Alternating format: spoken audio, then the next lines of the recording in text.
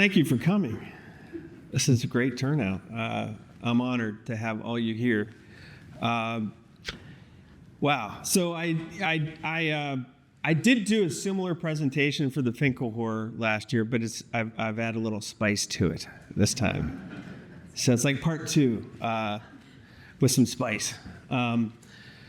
So thank you, Sherry, for that wonderful introduction. When I came here to Point Park a long time ago, it was 2008. I came here the year after Bob McInerney came. And him and I both had ambitions to start this doctoral program in clinical psychology.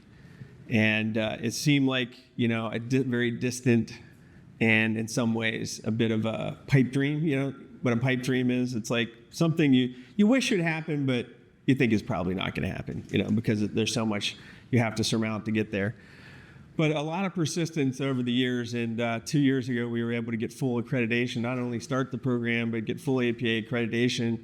And then now we have, how many generations? We've had the program since 2017, so we have 8 cohorts of students, many students who've gone on to graduate and get their license. And that has been one of the most meaningful projects of my whole career. I was just telling somebody, if I had gotten cancer, 2 years before that APA accreditation, I would have been like, no, no. But I guess good timing, cancer. You waited till you waited at least till after we got APA accreditation. The other big project things that's been important in my life is my family. And I want to say my wife is here and my son. My other son could not be here, not by his fault. He was at the last lecture, so he's excused. But he couldn't be here today because he's closing on a house. They're getting a house, and they have a baby coming in January. Yes, yes. A boy. We know it's a boy. We kind of know what the name is, but I'm not supposed to say. So I'll keep my trap shut. But we know we got this boy coming. So that's really, one of the things we know from people that are dealing with very serious illness and potentially, life-ending kind of diseases is, being goal-directed, continuing to have something to live for is really important for you. And boy, that little baby, being able to hold that little boy, that's going to keep me going. That's going to keep me going. I can tell you right now. I want to hold that little boy in my arms. January 8th is when he's due. So I'm going to talk to you. Now, the title this time is a little bit different. Well, is this going to be this thing where it goes forward on its own? What is it done in my bag? I hope not. Or maybe it's because I laid my papers on there. Okay, so the title is The End is the Beginning, an existential perspective on suffering and death. And I know that sounds like a depressing topic. I'm not going to lie. But I hope what's going to come out of it is actually just the opposite. That you're going to come out not feeling depressed, but after we're done, feeling inspired, feeling motivated, and that you're. And I don't want to telegraph too much what I have to say because I don't want to give you too many spoilers. But I hope I give you some things to take with you into your life that could actually be really transformative in a positive way. That's my hope today. It's kind of a 4-part talk. I'm going to tell you a little bit about my story of my discovering I had pancreatic cancer. And then I'm going to do a little brief reading, a little kind of a meditative reading, and then I'd like to I want you, as I'm doing the reading, I want you to pay attention to especially the feelings that it brings up for you. And I wonder if we can speak to that. And then I'm going to transition into talking about, okay, well, what do we do for people when they're in a situation like me and they're really struggling? And I'm going to talk about existential therapy because that's my way of doing therapy and why I think that's helpful, not just because what I think, but because there's actually evidence that it is helpful, especially for people in my situation. And then we're going to do a little bit of theory. It's going to be not me reading to you, but I'm going to take you through some theory, and then we'll have some time for Q&A, okay? That seems like a lot, but we'll get through it. So I'm going to briefly tell you my story. Some of you already know my story, but it was almost a year. It's been 11 months since October 21st, 2024. And leading up to that, I started, I don't want to get, TMI here, but I started noticing some stuff, bowel movement things that seemed a little bit unusual. And that had me, and I was like, I wonder if I should, go to the doctor about that. It was like that kind of deal. I started to get some pain under my right rib cage. It was radiating to my back. I've been reading too much research, mediating variables. Radiating to my back. And then I thought maybe I was looking a little yellow. Do you know what that is? Jaundice. And then I was like, you're just being a hypochondriac. Like I was really minimizing it. And then, and then I'd find myself looking at, like PubMed. Did you ever do that? And you know what PubMed always says? No matter what, you've got a pimple. It could be cancer. Like eventually the last thing is it could be cancer, right? So I'm like, it's not cancer. So anyway, my wife was out of town. She was visiting her family and came back to town. And then we were sitting there, and I guess the sunlight hit me in a certain way, and she noticed something was off. And then later she said, I noticed I was looking at you, and you seemed kind of yellowish. And then I was like, oh, shit. Because I did read PubMed, and I knew that was really bad. So I went to see my doctor. And I have a pretty chill doctor, which is what I like about him, because I have a little bit of that. I've spent a lot of my career studying medicine, partly because medicine terrifies me, and going to the doctor terrifies me. I have that kind of phobia. So I like a chill doctor, somebody who will chat with me and make me relax before they take my blood pressure.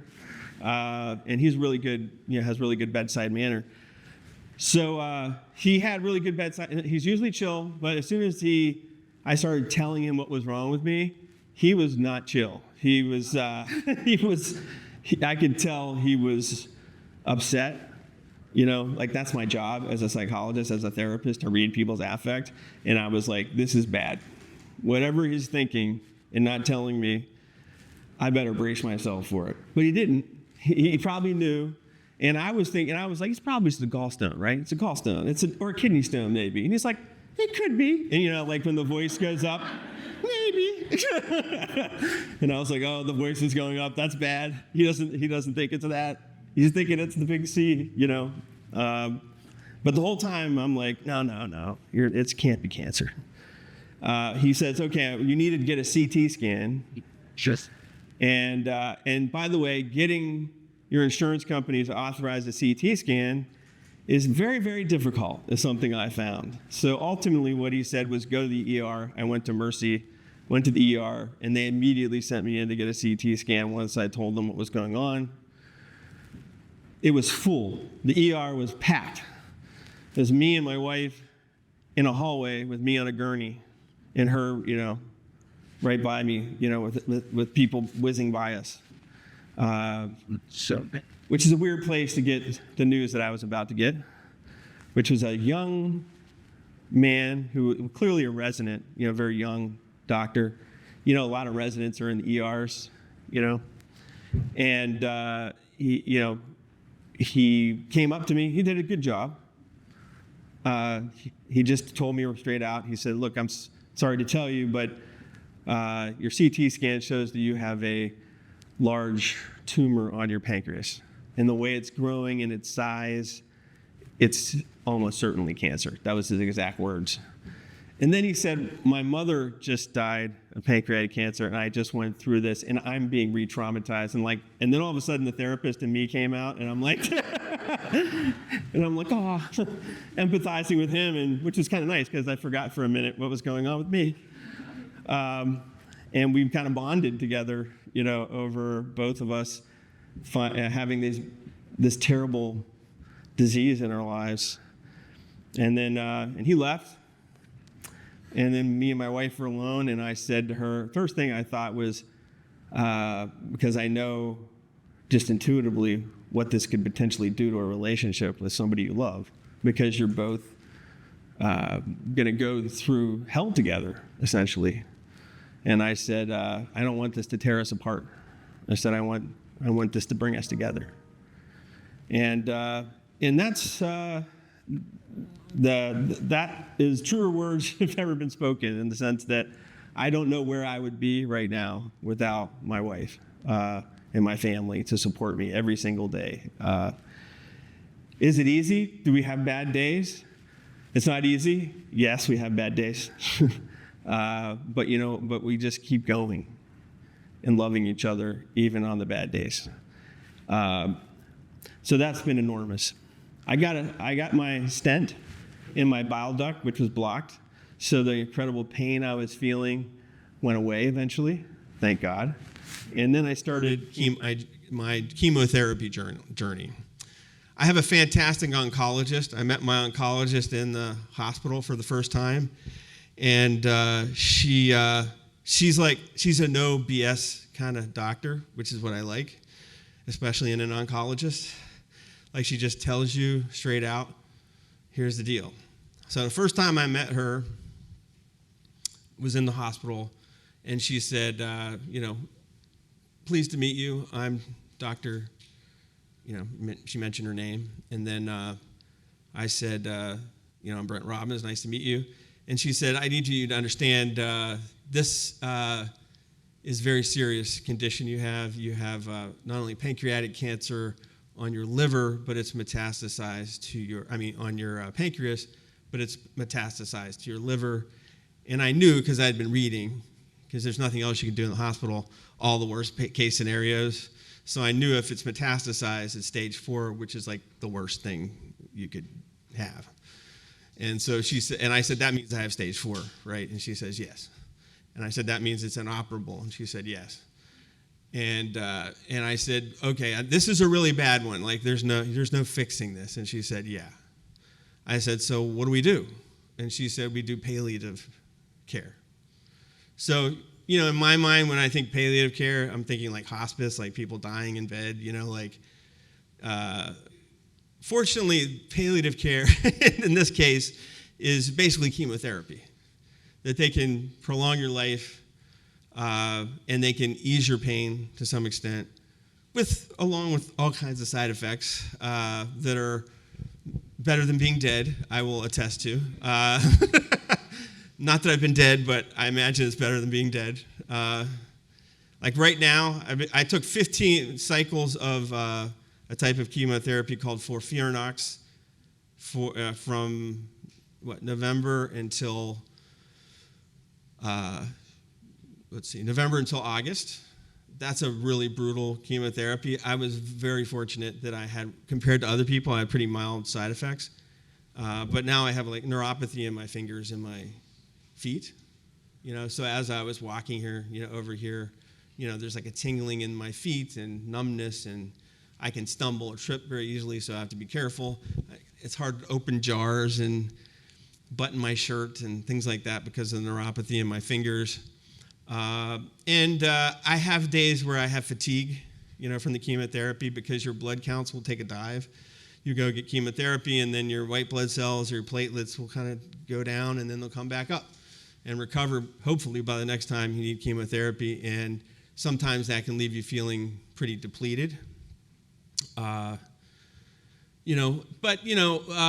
mostly what I remember, and that's all been pretty manageable, I have to say.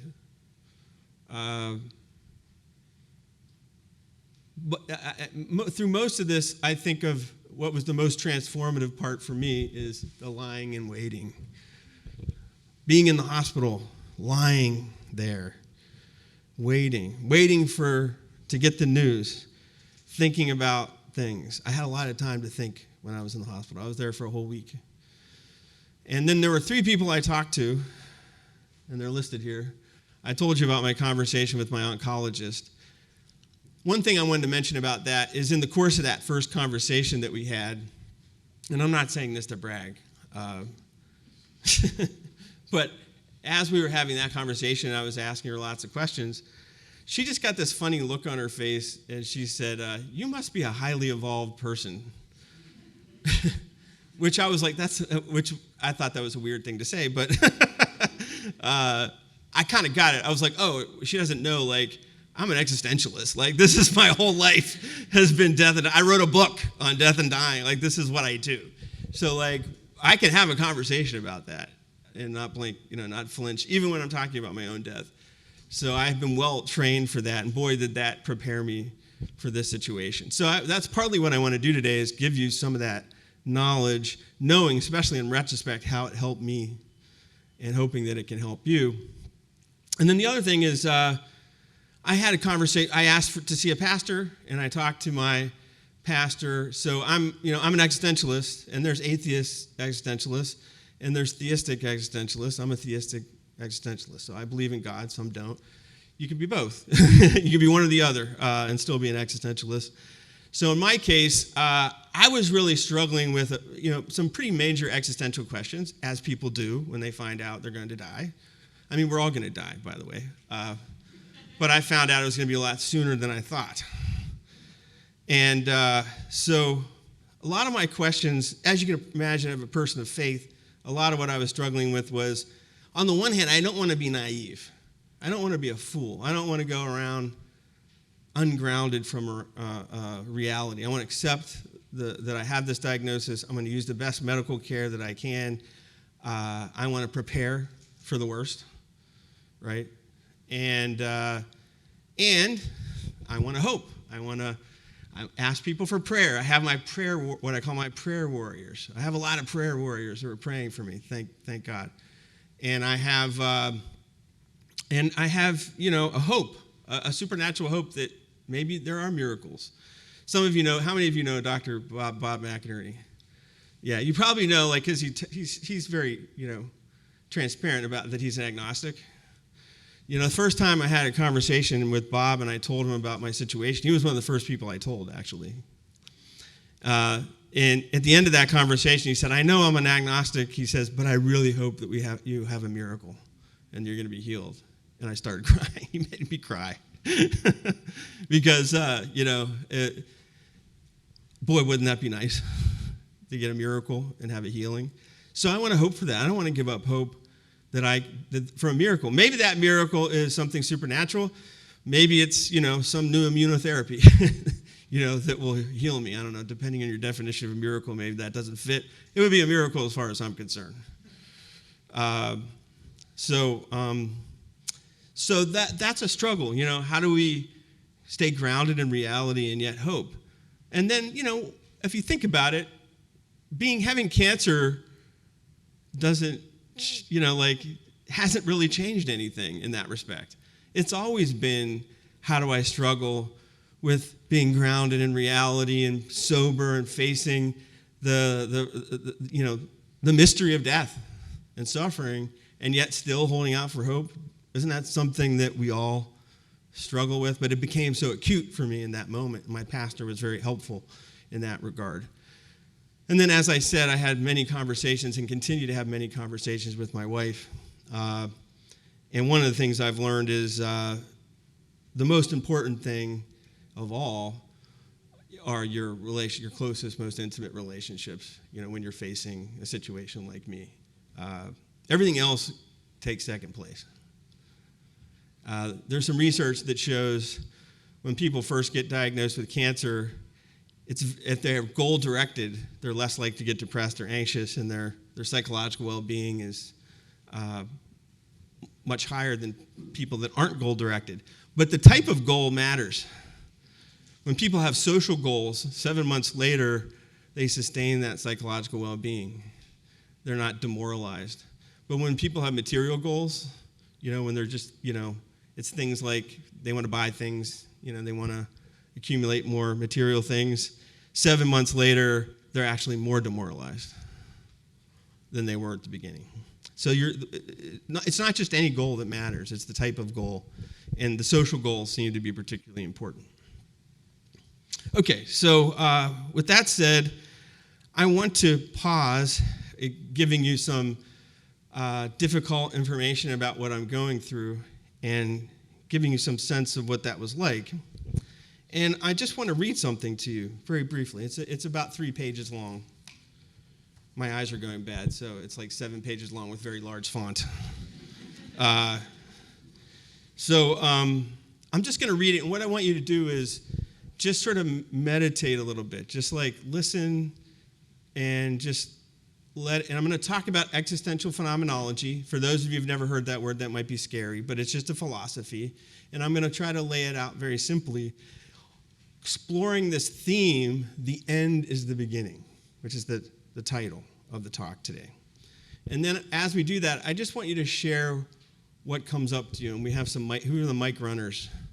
We have some mic runners, and so the mic runners are going to go around and capture your thoughts and feelings. And then we'll go into part 2. Okay. The phrase, the end is the beginning, resonates deeply within an existential phenomenological framework, offering a profound lens through which to understand death and suffering that accompanies it. Rooted in the philosophies of Martin Heidegger, Maurice Merleau-Ponty, and Jean-Paul Sartre, this perspective emphasizes the interplay of temporality, embodiment, and freedom in shaping human existence.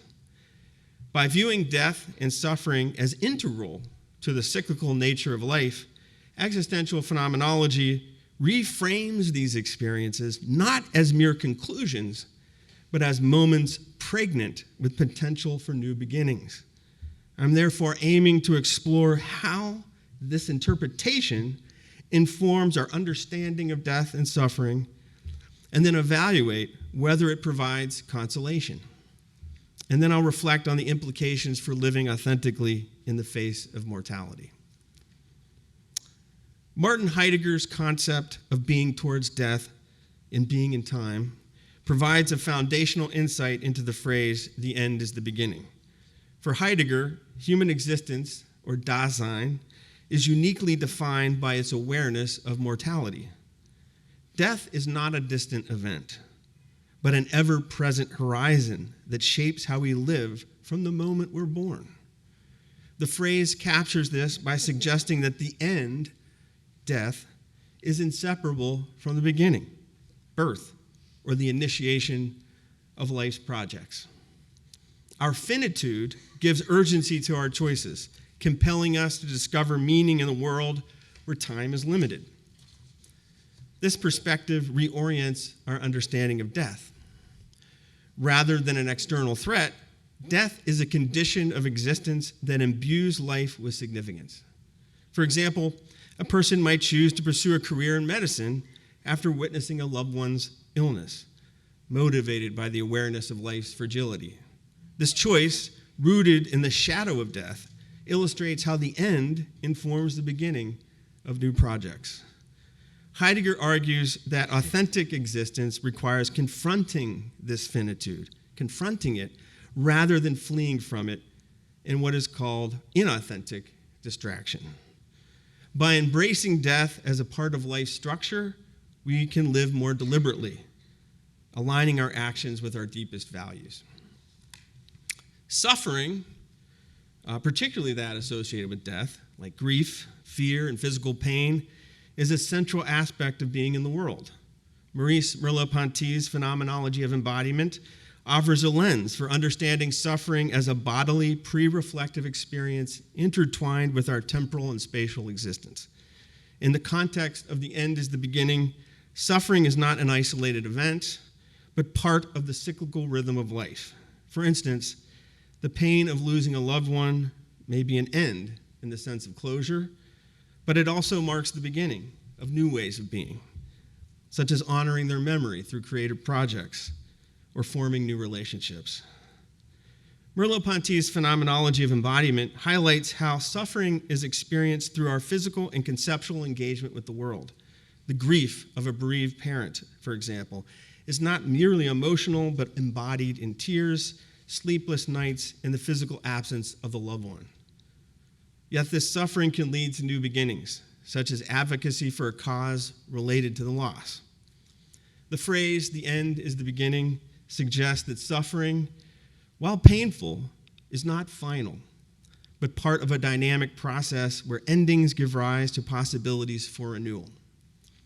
The cyclical review challenges the linear notion of suffering as a dead end, instead framing it as a transformative moment within the flow of existence. Jean-Paul Sartre's existentialism further enriches this interpretation by emphasizing human freedom to discover meaning in the face of the apparently absurd and the threat of nothingness. Death can appear as an ultimate end and confronts us with a sense that existence is absurd and that life ends without inherent purpose. Yet, Sartre argues that especially when life appears absurd and devoid of meaning and purpose, the human is therefore all the more charged with asserting their freedom to discover meaning in the world in protest against its apparent absence. The phrase, "the end is the beginning," reflects this by suggesting that every ending, including death, opens up new possibilities for the discovery of meaning. For example, a person like me who's diagnosed with a terminal illness might experience profound suffering, both physical and psychological, and existential. However, within this suffering lies the freedom to choose how to face death, perhaps by reconciling with estranged family members, documenting one's life story, finding spiritual peace, giving a talk at their college. And these acts transform the end into a new beginning, not only for the individual, but also for those around them who may carry forward their legacy. Similarly, the suffering of grief can lead to new beginnings, such as a bereaved individual founding a support group, turning personal pain into communal healing. Sartre's framework suggests that death and suffering are not endpoints, but opportunities to exercise freedom and discover meaning, aligning with the cyclical nature of the phrase. The existential phenomenological interpretation of the end as the beginning offers a form of consolation, though it's not a conventional or sentimental comfort. Instead, it provides an intellectual and existential framework for finding meaning and agency in the face of death and suffering. Heidegger's call to authenticity encourages individuals to confront death rather than avoid it, finding consolation and living meaningfully. And by recognizing that death is part of life's structure, we can prioritize what matters most: relationships, creativity, or personal growth. A person facing morality might, for example, find solace in spending time with loved ones or completing a long-deferred project. This authenticity transforms the fear of death into a motivator for purposeful living, offering a sense of fulfillment despite the inevitability of the end. The cyclical view embedded in the end as the beginning provides consolation by framing death and suffering as part of a broader rhythm of existence. Merleau-Ponty's phenomenology suggests that life's endings, whether it's a day, a relationship, or a life, are always followed by new beginnings. For example, the end of a career due to an illness might lead to a new beginning to volunteer work or creative pursuits. This perspective offers hope that even the most profound losses carry the potential for transformation, softening the finality of death and suffering. Sartre's emphasis on freedom underscores that we're never wholly defined by death or suffering. We retain the ability to discover meaning in these experiences, despite their apparent resistance to disclose themselves as meaningful. This can be consoling because it empowers individuals to shape their narrative, even in the face of mortality. For instance, a person might find solace in knowing that their suffering has inspired others to act with compassion or to pursue justice. The idea that every end is a beginning reinforces this empowerment, suggesting that death and suffering are not the final word, but part of an ongoing process of discovery and a font of new potential meanings. Now, while this perspective offers significant consolation, it's not without limitations. Existential phenomenology does not deny the raw, visceral pain of suffering or the reality of death. The anguish of losing a loved one or facing one's mortality can be overwhelming, and the call to find meaning in such moments may feel burdensome rather than comforting. For some, the intellectual framework of authenticity or cyclicality might not fully address the emotional or physical toll of suffering. For example, some might find a deeper hope, as do I, in a theistic existential perspective, like that of Soren Kierkegaard, who finds consolation through a leap of faith that death is not the end, but rather an opening onto a new beginning in eternity with God, where heaven represents the ultimate hope for the renewal of a broken earth that will ultimately be reconstituted whole again, and where death and suffering will no longer reign. In either case, whether death is final or a new beginning itself, existentialism's emphasis on freedom and responsibility can be daunting, as it requires the person to find meaning in the face of the apparently absurd. And yet, through the work of Merleau-Ponty or others, there are other possible implications of existentialism, such as the view that both death and life are ripe with meaning, and in that respect, they're characterized by a principle of fecundity by which the depth of life's meaning is inexhaustible in its depth and mystery and is dependent precisely on delivering constant gifts of meaning to our lives and our communities. Still, the consolation offered is active rather than passive. It requires engagement with life's challenges rather than offering immediate relief. The interpretation of the end of the beginning encourages a proactive approach to death and suffering. By viewing these experiences as integral to existence, individuals are invited to live with greater intentionality. For example, a community grieving a collective loss like a natural disaster might find meaning by rebuilding together and turn the end of one chapter into the beginning of another. On a personal level, someone facing their own mortality might find purpose in mentoring others, ensuring their values endure beyond their life. This perspective fosters resilience, urging us to embrace finitude as a catalyst for growth and connection. And then a conclusion, brief conclusion. From an existential phenomenological perspective, the end is the beginning reframes death and suffering as inseparable from the fabric of human existence. Death shapes life from the outset, giving meaning to our choices, while suffering, though painful, opens pathways to renewal and transformation. This view offers consolation by emphasizing authenticity, cyclicality, and freedom, empowering individuals to find purpose in the face of challenges, acknowledging the pain of suffering while seeking meaning within it. Ultimately, the phrase invites us to see death and suffering not as endpoints, but as moments within the ongoing rhythm of existence where every end holds the promise of a new beginning. Thank you.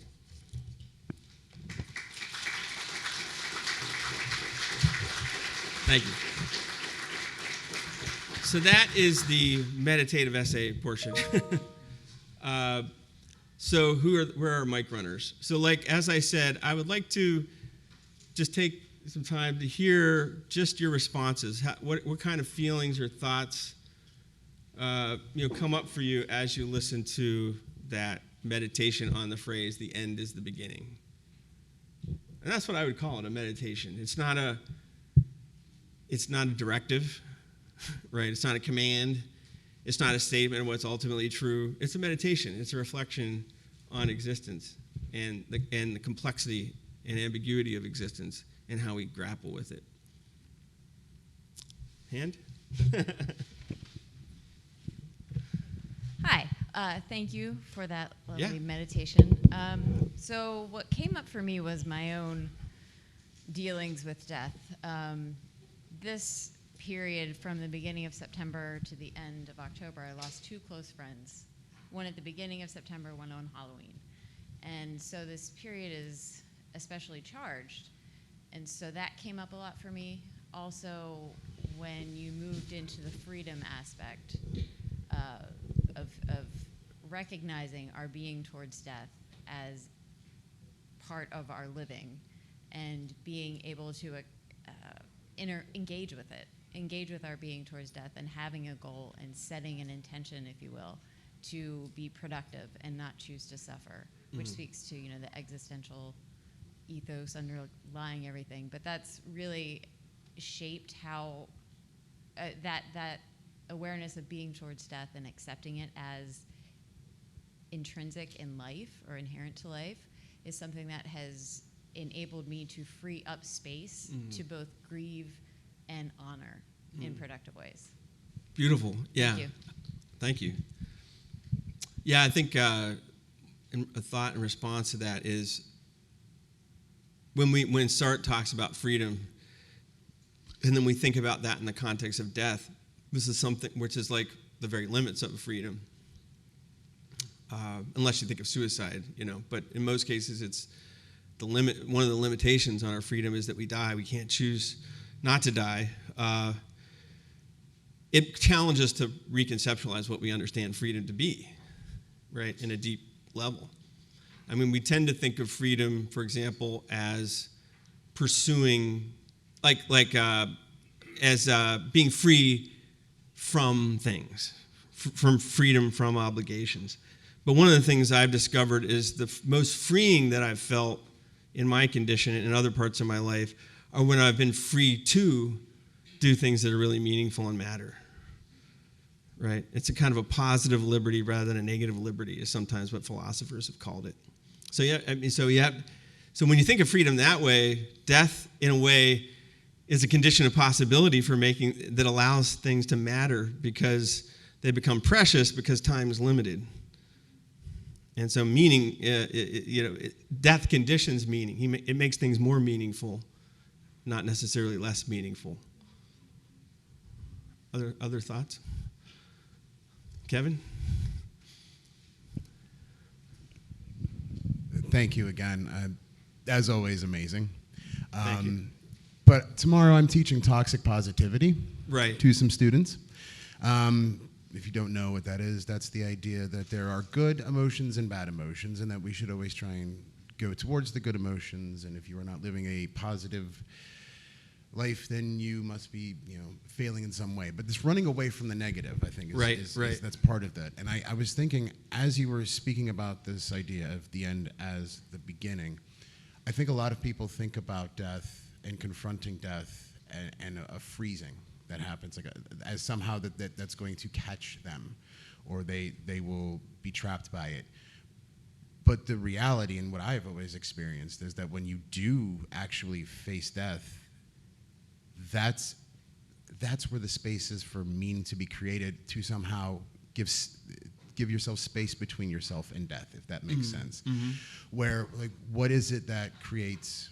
So I guess what I'm saying is, when you face death, there's a fear that you're going to get trapped by it, that you're going to get lost in it, that you're going to become, kind of the dark, ennui situation. But you can also, if there isn't an end, nothing that you do, of course, is meaningful at all. But in understanding that end, it gives that space to not move away from death, but to give yourself meaning for a space for reflexivity in a way, yeah. a kind of stepping back, or the phenomenology we talk about, the epoche. It kind of gives you the ability to kind of space for reflection. Not like epoche, I don't think means being objective or something like that. It means stepping back. Yeah. And in that stepping back gives yourself the space to move away from death and not be constantly focused on, if that makes sense. Yeah, that's what I was thinking. Mm-hmm. Yeah, I mean, I think that my sense is that most of the suffering, a lot of the suffering that people have in relationship to death is related to an avoidance of facing it. And that being aware of death, there's an ancient practice that goes way back, thousands of years. It's called memento mori. Have you heard about this? It's all about remember you will die. And you'll see people, with T-shirts with a skull on it that says, I have one, by the way. None of you are surprised, right? Memento mori. There's a picture of me and my son both wearing our memento mori T-shirts. And I think that it's that meditation on death, that constant meditation on death, it allows you it conditions you in every moment of your lives to ask yourself, am I really prioritizing what is truly valuable to me today, right? Because if you're meditating on death, you're meditating on the limits of your existence, what existentialists call your finitude. And so then you have to ask, okay, I can't have it all. What's really, really important to me? What am I going to prioritize today? Is it going to be my relationships, or is it going to be my career, or is it going to be, or am I going to somehow find a way to balance those, or is it going to be, some other thing, right? And when we meditate on death, you look yourself in the mirror and say, today could be the day. Suddenly, it really clarifies what's really important if you allow yourself to do it. But it can be scary. It's a bit terrifying. So you have to kind of stay a little bit with the terror. But then the terror kind of dissipates, right? And it leads to almost kind of exhilaration, like, and even a gratitude, I would argue. Not like in a happyology kind of BS gratitude, like, do your gratitude journal this morning, like, F you. I've got cancer. Take your gratitude and shove it. Like that, not that kind of gratitude. Like an authentic gratitude, wow, like this thing really is important to me. This friendship really is important to me. And I'm going to call my friend today and I'm going to, and get together with him because I haven't seen this person for a long time and I miss them. And then you see what comes out of that is a kind of joy, a kind of gratitude for that opportunity. But it's not like a, fake joy or a fake gratitude. It comes out of a confrontation with death rather than fleeing from it. Okay, any other thoughts? Up here? Here, I'll give you my mic.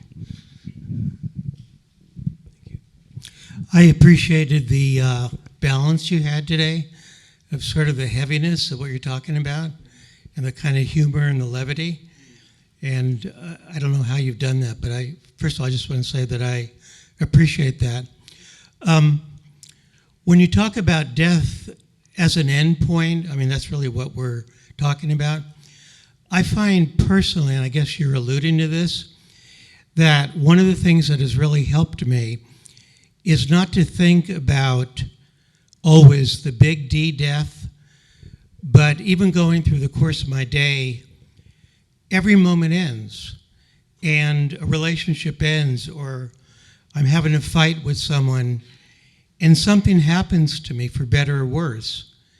And I died at that moment, and then whatever I do with it, come alive to whatever kind of choices that I make. So what I'm really saying is I want to keep that big D over my left shoulder. That's really important, especially as I'm getting older.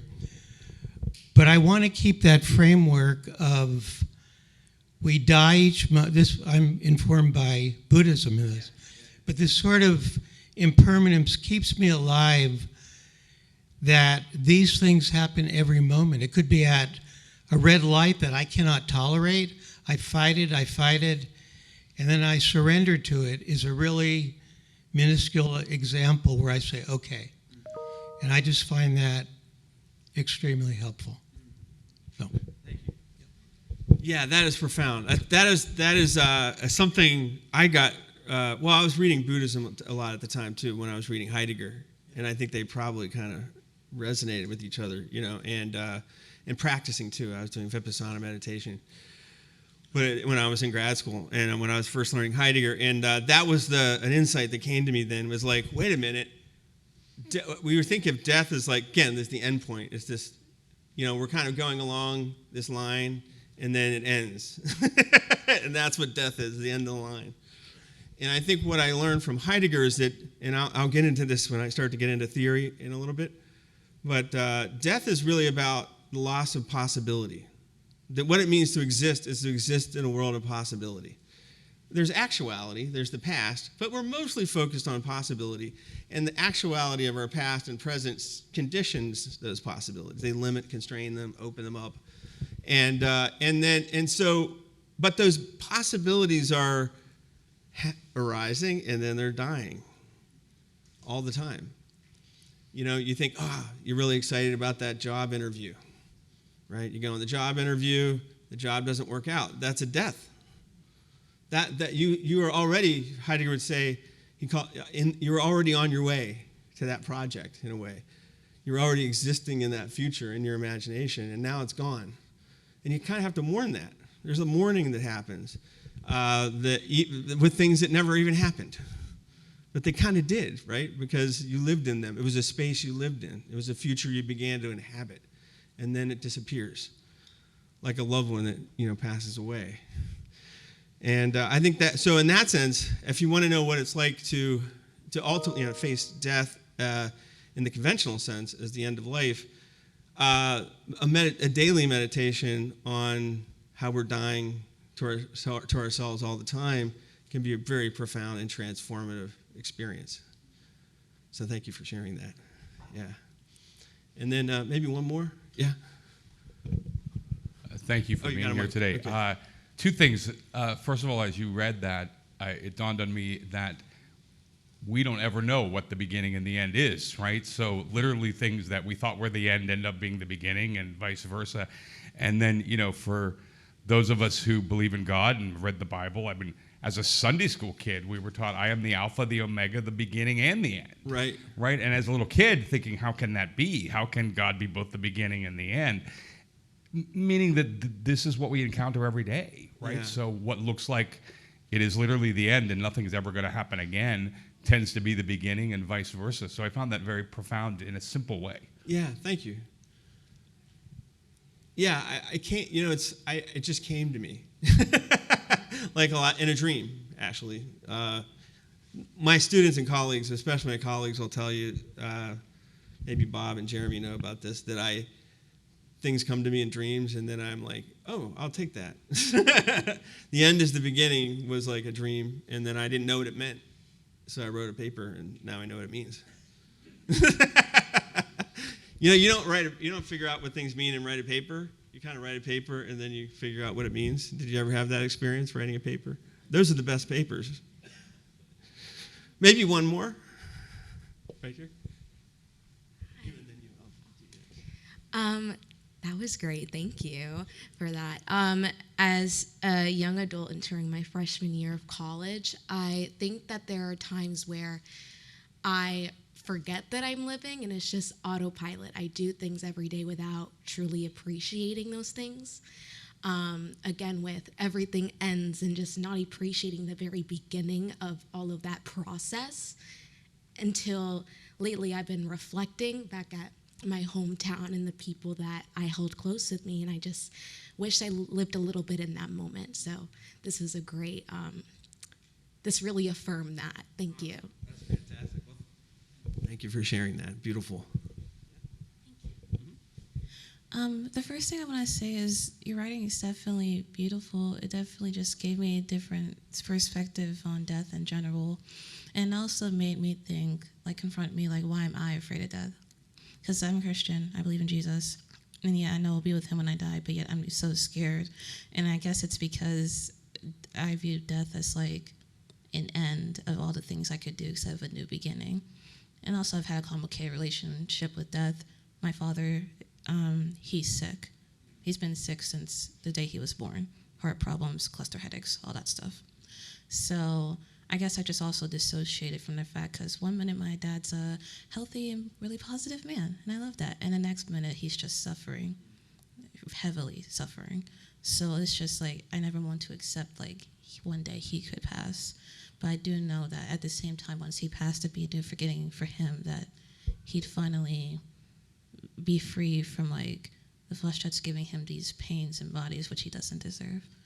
So, but your speech definitely gave me a different perspective, that death gives a new beginning. So I really do appreciate that. Yeah. So first, I want to say I really related to what you said about sort of being a Christian, but then why am I afraid of death? Because that's supposed to be a good thing because you go to heaven. I actually had a conversation 2 weeks ago with my pastor exactly about that. And I said, if heaven is so good, why do we want to be alive? Why don't we just die? And he didn't have a good answer to that. I stumped him. So maybe if you have an answer, you let me know. No, I think that maybe my answer to that is I still have things to learn. I still have something to learn. That's why I'm here. There's a mission that I need to do, and I'm figuring what that is with the time I have left.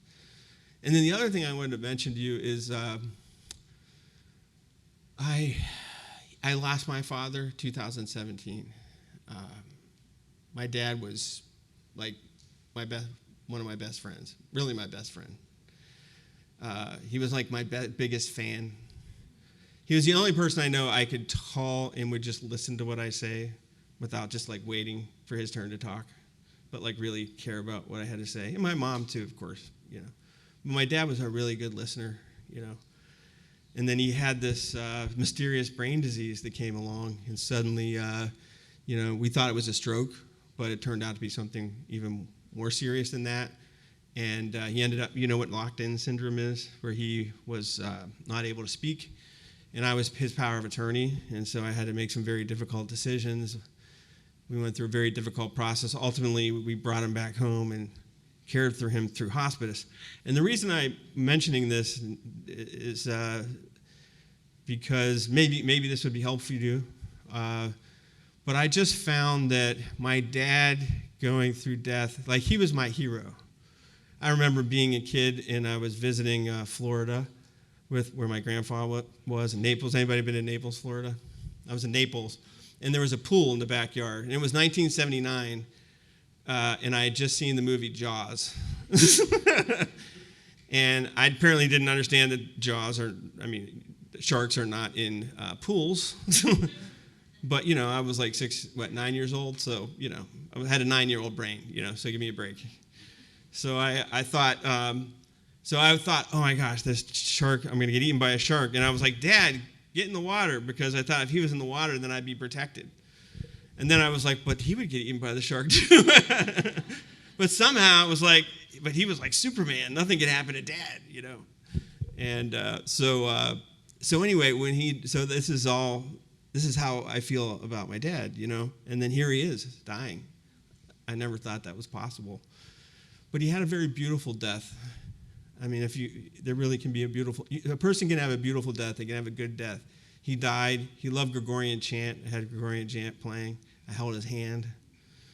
And then he quietly passed. He sort of breathed his last breath, and I was there when he breathed his last breath, and I gave him a big hug, as he was dying. And then this is very much my dad. He started breathing again. As soon as I started to cry, I started to cry, and then he was like, started breathing in. I was like, oh, Dad, it's okay. You can go. But he knew, I believe he didn't want me to cry. He was upset that I was crying, and he wanted to come back and comfort me. And I said, it's okay, Dad. Remember I said I'll be okay? You can go, Dad. And then he stopped breathing again. So it was very much, he was so him to do that. And, but anyway, then I had the honor of preparing his funeral and his funeral mass, and then burying him, and then choosing his burial plot, which is in Resurrection Cemetery, where the planes and the airport fly over. It's really cool. So when you go over, you get the flames. You can look right in the window and wave at people because they're landing like right across the road. It's so cool, and the kids love it. We go visit Grandpa because they get to see the planes landing.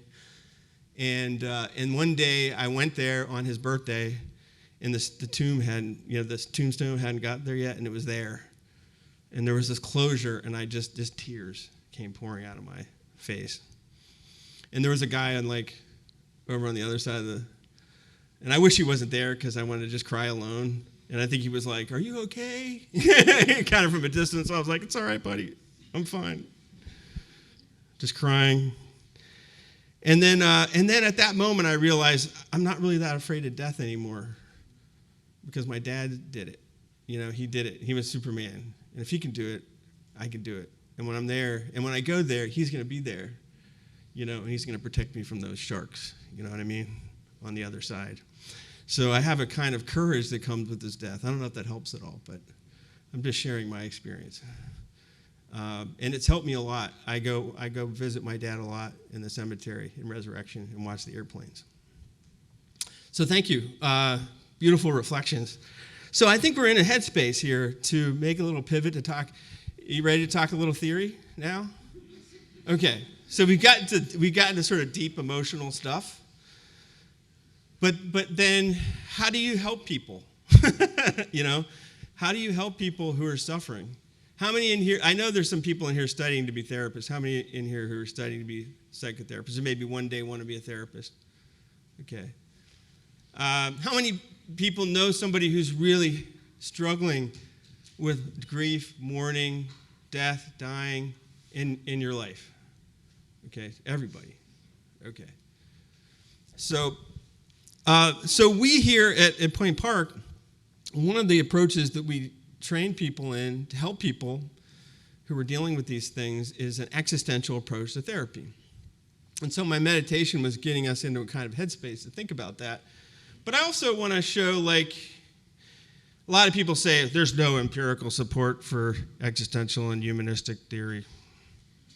Did you ever hear that before? That's not true. So I just want to dispel that myth. You can see right here, there's been outcome studies and meta-analyses, Voss, Craig, and Cooper in 2015. They looked at 15 randomized controlled trials. You know what that is? That's the golden standard. And they found that they looked at different interventions. So there's different approaches to existential therapy. There's meaning-oriented therapy, supportive expressive group therapies, experiential expressive group therapy, and cognitive existential therapy.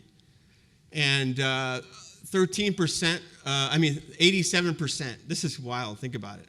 13 of those studies, 87% were aimed at treating clients with medical problems. Almost all of them cancer. So this is a tailor-made for this subject matter. 67% cancer patients. Some studies also looked at other physical diseases like HIV and the terminally ill, and 54% were aimed at treating patients with life-threatening diseases. So this is existential therapy. This is the wheelhouse of existential therapy. So what were the outcomes? When we looked at post-treatment and effect size, so somebody's gone through treatment, and then we see what difference it's made in their life, meaning therapy interventions had a very large outcome when it came to positive meaning in life, which is good because that's what it's supposed to be doing. It's called meaning therapy. And when people go through meaning therapy, their perception that their life is meaningful is enhanced. In another group of studies, they looked at psychopathology as an outcome, and there's a small post-effect size for psychopathology, but especially meaning therapy. Meaning therapy had a positive effect on psychopathology, especially. And then also self-efficacy. Has anybody ever heard that term, self-efficacy?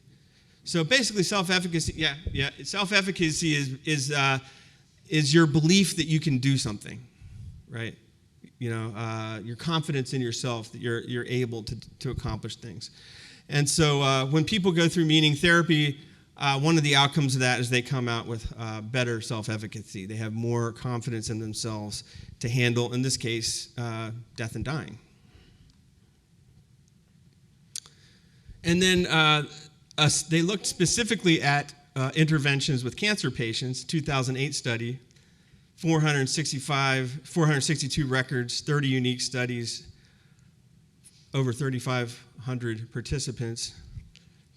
And then 24 studies were ultimately included in the meta-analysis because they had, the standard, they met the criteria. And you can see what the eligibility criteria here, I won't go over them, but you can read them. And let's see what the results were. So existential interventions showed significant effects on existential well-being and quality of life post-treatment. They, at post-treatment and even 6 months after treatment, hope was positively influenced, and then self-efficacy again post-treatment. There were some moderator effects that influenced these outcomes, like the background, the professional background of the therapist, and things like that. But there's a lot of different interventions for cancer patients out there. Look at all those different interventions. And they're all slightly different. Some of them are long-term, some of them are short-term, some of them are immediate. So that's one of the things that differentiates them. Some of them are more didactic. They're like teaching people things in like a group setting and then having discussions. Some of them are more open-ended, and some of them are very task-oriented. So they're all very different in the way they approach things. But the one that keeps coming out on top, which you may have noticed, is the meaning-centered therapy. Group therapy and individual therapy consistently seems to come out on top. The one that seems to be the least efficacious is the cognitive existentialist intervention, which I think is interesting. Anybody have any ideas about why cognitive existential interventions might not work? Do you know what cognitive therapy does? Cognitive therapy basically tells you that you're thinking the wrong way and that you need to change how you're thinking to fix it, and then you'll feel better. Yes? Toxic positivity, right? Yeah, Kevin says, yeah, I was just talking about, that's toxic positivity, right? Like, we're going to coerce you into thinking positively, right, kind of thing. You're thinking wrong, and if you just think right, then you'll think positively. Now think about that for a minute. Somebody is dying, and they go to a therapist, and they say, you know what your problem is? You're just not thinking right. You would look at them like they had 3 heads. Like, I'm literally dying. That's real. Like, that, you can't think yourself out of that, right? So yeah, it doesn't work. So what does existential therapy do that's different than that?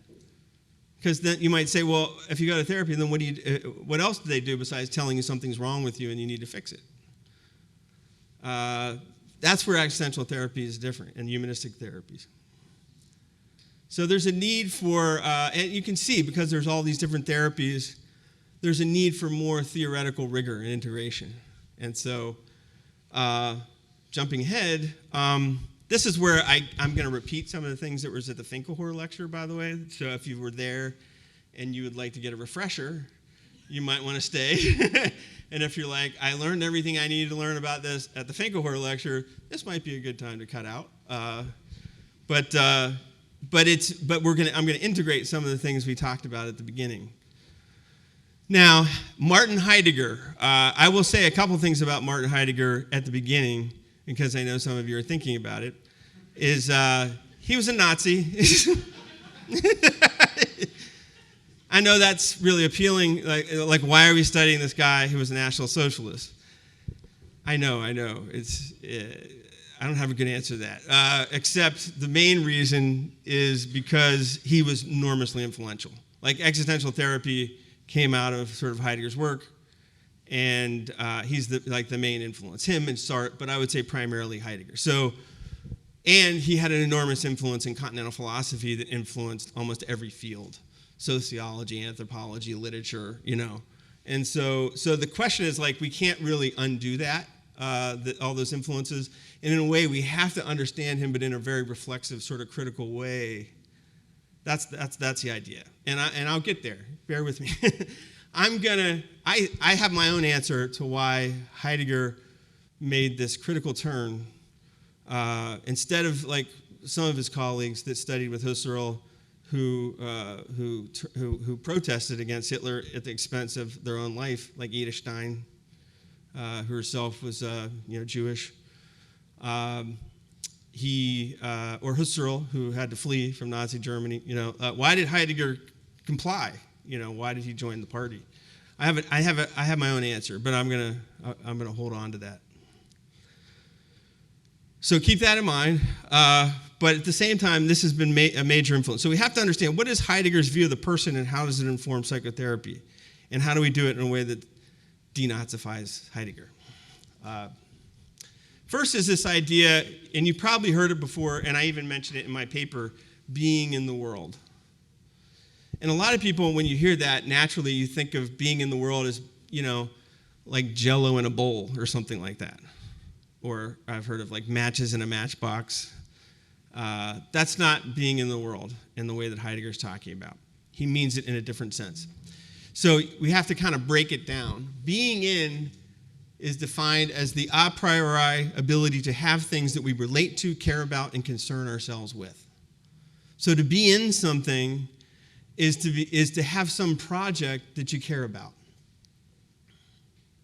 So what are the kinds of things, being in is more like when you ask somebody, hey, what are you into? Right? What are you into? That's your being in, the things you're into. Bird watching, right? That's Jeremy. That's part of his being in the world, right? Birds. What are some other things that are, just shout them out? What are some things you're into? Comedy? Shows? Singing? Any particular musicians you like? Oh, wow, you got good taste. I love Marvin Gaye. So that, I think of Swifties. Like there's a whole world of Swifties. And if you're really into Taylor Swift, there's a world that connects to that. If you're really into bird watching, there's a world that is involved, that you involve yourself in, right? So I'm gonna pick on you, Jeremy. So like, what if you're really into bird watching, then you're gonna have a basic relationship to the world. You use it. It's available. It's ready to hand within a field of equipmentality. So what is the field of equipmentality of bird watching? Binoculars. Yeah. Binoculars. Binoculars. Yeah. So if you're going to be bird watching, you could try to do it without binoculars, but it's going to be really hard, right? It's going to be hard to differentiate between different species because they have subtle differences. You're going to need some binoculars, right? So part of the field of equipmentality, and I would bet you have like maybe a book or something that's like the birds of like Western Pennsylvania or something like that, and then you're kind of rifling, and you're like, what is that? That's I don't know, what would be a bird that would be in Western Pennsylvania? Scarlet tanager. Okay, a scarlet tanager? Tanager, a scarlet tanager. That's how much I know about birds. I can't even pronounce it. So that you've got a book, think about all the things you need to have, and then you go, and then maybe you go out in the woods, and then maybe you need your backpack, and you wear certain shoes when you go in the woods doing bird watch. All that's part of your equipmentality, right? That's what Heidegger means by world. And then you do it alongside others too, right? There's other people that do bird watching, and they can give you advice about how to bird watch, and you give them advice about how to bird watch. Okay, so to think about this field of equipmentality, Heidegger says any particular equipment within a world, anything that's meaningful within a world, has two types of meaning. It has an in order to and a for the sake of. Right? So let's think about those binoculars. You have binoculars in order to see the birds more clearly, right? And then you would say, for the sake of? That's a hard one. Impermanence? Heidegger's answer would be Dasein. It's for the sake of that. We're looking at birds because it enriches me somehow by doing that, right? So ultimately it comes back to Dasein, the person. Or maybe you're doing it for the sake of another. You think of altruism, you're doing something for the sake of someone else, right? But you're doing it for Dasein, for the human person. So there's always an in order to and for the sake of. And that's a world, right? That's what being in the world is, to care about things and then to find yourself in a world of equipmentality that allows that to become possible. I always use the example, so if some of my students have heard this example before, going to the dentist, right? And you go to the dentist, and part of what it means to be a dentist is to have a certain kind of equipment, to have a certain kind of office that's set up in a certain way. If you went to a dentist office and it was like an empty room with a bench, you'd be like, you're not a real dentist. You know what I mean? Like, you don't have all the stuff it takes to be a dentist. So the world includes all the things you need to have to do that. At the Finkelhor lecture last year, we talked about babies, having a baby, being a mother, is a project. And, like you need diapers. You need, what else to have babies? Bottles, maybe, unless you breastfeed. But even then, you probably need a bottle too. Pacifier. What are those? Swings, bassinets, right? We can keep going on and on and on. You need things in order to have babies, right? That's why you have like a baby shower. So your friends and your family can buy you all the things you need to do that thing you need to do to be a parent. Okay? Is it making sense now? Okay. So who is Dasein? If Dasein is a being in the world, what does that mean? Well, he says, although I can't know what it's like not to exist, I can know that it's possible that I cease to exist.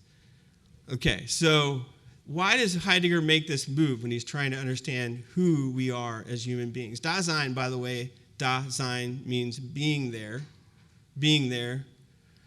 And when he says it's human, that's what human existence is, simply being there. It's being there in a world, right, within which you're concerned alongside of others. I can't really know, why can't we know what it's like not to exist? Well, because we've never not existed, because we exist. And just try to sit and think about what nothing would be. Because as soon as you do, you start thinking about something, right? Or maybe you turn nothing into something. You think of it as like blackness, but blackness is something. But he says, I can know that it's possible that I cease to exist. Like I can think of it as a possibility that hasn't happened yet, but that could happen to me. And when I realize the possibility of not being, rather than non-existence itself, that's what's significant. It's actually the possibility of not being that really matters when we think about something like death and when we think about who we are as Daseins. To not be aware of the possibility of our non-existence, he says, is to cover up the significance of existence. And so then the meaning of existence can be lost or covered up. And so who I am is often far away from my explicit awareness. It remains, invisible, pre-thematic, pre-reflective, taken for granted. So once I start understanding myself that way, then we start thinking ontologically for Heidegger, right? Because we're no longer thinking about the actual, like is what science, studies, is things that are. But most of the time we exist in a realm of the possible, of what could be, what ought to be, what might be, or even what might have been in the past. And the present is always conditioned, but what might be and what might have been. And the self is this existence that's suspended in that space between the not yet and the having been.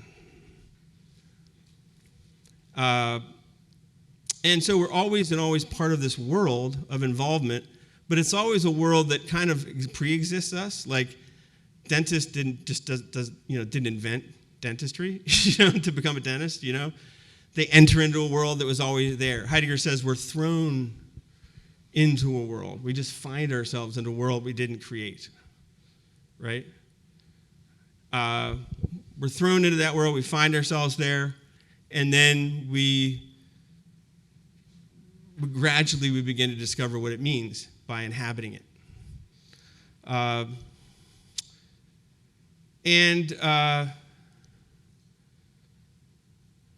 To be an authentic self for Heidegger is not to be, in the way sometimes we think about authenticity, to be separated from others, to be separate, but to be associated with others. To be involved with others within a world is to become more ourselves rather than less ourselves.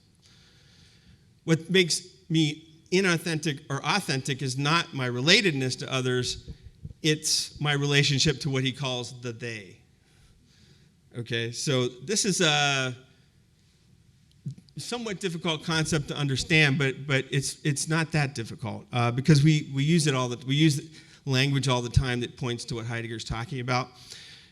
I used to, like, one of my jobs when I was in college was working at a pizza shop, and it was a restaurant, and I was too slow, so they kicked me off the pizza line, and they made me do prep cooking. Anybody ever get fired for being too slow? I got fired for being too slow. Anyway, so they threw me in the back, and then I was like cutting cheese all day. Yeah, I cut the cheese. That's what I did for a living. The boss would come back, and if you got cheese on the floor, he'd be like, I could send you to Florida in a year with all that cheese you're putting on the floor. And he would always say the same thing every time he came back. And I always said, you're never going to send me to Florida. So anyway, the point is, when I first started doing that job, they would come and they would tell you how to do the prep cooking, how to cut certain vegetables, how to cut certain things. And I would always think about, well, why isn't it done this way instead of that way? And then you'd ask somebody, and what did they say? I don't know, that's what they say you're supposed to do. That's what they say. I don't know, that's what they say, right? It's an expression. So Heidegger's saying there's a they self. The they self is the self that inhabits a world where, I don't know, this is just what you do. I don't know why. I just found myself here. Don't ask me. Make sense? Okay, so think about how much of the world that we inhabit is a they world. It's like, I don't know, I just do it like this. And somebody's like, well, why do you do that? And you're like, I don't know. You're not accountable for it, right? I didn't do it. Somebody else did it. I'm just following, the lead of these other people. Okay. And by the way, Heidegger says that that's part of Dasein. It's not like something we can get rid of or we can escape. It's necessary. Okay. So this world of equipment that we live in, this in order to, is also in service to other Daseins, right? We're servicing other people for the sake of. And this recognition is only possible because as Dasein, I am essentially being with. I am essentially in the very projects with which I'm engaged. They always in some way are not just about serving me, but about serving others in some way. So think about it like this. Like if you ask me, Dr. Robbins or Brent, who are you? Tell me about yourself, right? And I would say, well, I'm a husband, I'm a parent, I'm a teacher, I'm a scholar, right? I start to name all these things about myself. And if you think about that for a minute, I'm telling you about myself, but I can't be any of those things. I can't be any of those identities without another person with whom that is a relatedness to. So I can't be a husband without a wife or without a partner, right? I can't really be a parent without kids. That would be a little bit strange, right? I could try to be a teacher without students. I'm sure, I could talk to an empty classroom, but that really wouldn't feel right to me. It seems like I need some students in order to be a teacher, right? And we can go on and on and on. So who I am at the core of my being is always at the service, in a sense, of others. Or there's another person on the other end of that identity. This is what Heidegger's saying. Other Daseins are conceived not as pieces of equipment, but rather as the for which something is a piece of equipment. I'm ontologically related to others. It's part of what I am. It's not something that's added to me. It's not like I'm a human being and then my relatedness to others is added on. Right? It's my very intrinsic nature of being human is to be related in order to have an identity. And Heidegger says, I don't lose my I to some other Dasein. Instead, I lose it to the they, which is a mode of the self. I become inauthentic when I become identified with the they, right? So I already talked about the they, so I'm going to jump ahead a little bit. But what does it mean to be inauthentic or authentic is another theoretical point here. How do you be an authentic Dasein for Heidegger? And it's not by stripping away your sociality or culture. It's having a different relationship or a different kind of relatedness to others. It's a way of, he says, being caught up in the they is a way of being preoccupied in the actual without regard for the possible. That's kind of a weird way of putting it. But remember, Heidegger's saying that we're primarily live within the realm of the possible. That's who we are, right? Our projects, our equipmentality point to projects. Fixing teeth if we're dentists. Identifying birds if we're teaching, imparting knowledge if we're a teacher, right? We're oriented towards possibilities that we want to realize in the world through our identities. And it's not the actual that makes us who we are, it's primarily those possibilities. But when I start to forget that, and I think of my identity as a kind of actuality, right, then I start to misunderstand who I am, right? I start to close myself in. I start to become, there's a term called reified. I become, there's sometimes phenomenologists use the word sedimentation. I sort of become locked in to a particular identity that constrains me rather than freeing me, which is what the realm of the possible does. And so Heidegger in this existential analytic is basically raising the question at this point, if we're absorbed in the they and we're stuck in the realm of the actual and we don't recognize that we primarily live in the world of the possible, we live something like an unconscious. We're unknown to ourselves in a fundamental way. So how is it that understanding becomes possible? How can I come to understand myself? And that's a good question. And this is how we do it. Heidegger says that what it means to be human is to have a kind of structure to our existence. And it has three aspects, three dimensions, you might say. There's mood or attunement or state of mind, all words for all the same thing. There's understanding, and then there's talk or language. So understanding is what allows me to understand what the things mean in my world in light of my project, right? Binoculars are for seeing birds in the world of bird watching, right? That little hook thing that the dentist uses to scrape your plaque off your teeth, you know what I mean? That has meaning within the context of, dentistry. So that's what understanding. We understand what things mean because of their context of significance within a world that's a project for the sake of, in order to accomplish something for Dasein. And mood. So then what is mood? Here it says it reveals the givens of one's existential situation and what matters and is at stake in the present for one's possibilities. So you could say, when I'm in the process of watching birds, what's that? The orange, what's it called? Scarlet tanager. I'm observing the scarlet tanager in the tree with my binoculars, right? It's orange. I don't know. I can't remember. Yeah, scarlet tanager. Yeah. Anybody here know about birds? That can give me an easier to pronounce bird. Oriole. Okay, there's an oriole. There's a robin. Okay, so you're looking at an oriole in a tree, and you've got your binoculars, and you've got a really good handle on it, and you're just like, oh, I can see that's an oriole, right?